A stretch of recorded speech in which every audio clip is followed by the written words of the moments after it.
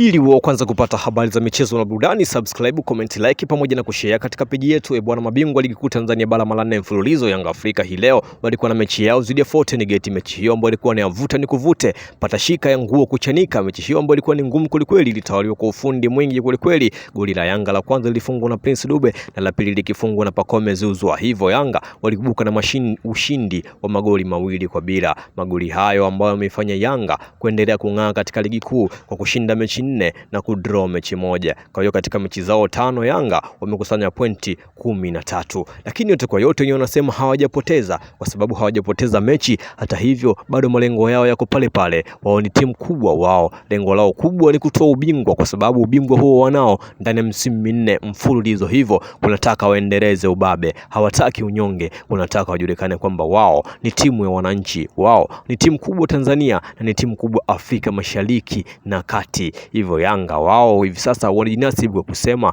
wao wanafundisha watu mpira. Watu wakitaka kujifunza mpira wanakaribishwa klabuni kwao. Wao watu wakitaka kujua jinsi gani Yanga inaendelea mbele, waende wakajifunze. Kufundishwa ni bure, maana asiyetaka kujifunza hataki kujua chochote, lakini anataka kujifunza anataka kujua, kwa sababu timu baadhi zimekuja kujifundisha kwao, lakini hivi sasa zinaona matunda ya Yanga. Hivi sasa Yanga wenyewe wanasema kwamba msimu huu ni msimu wao tena.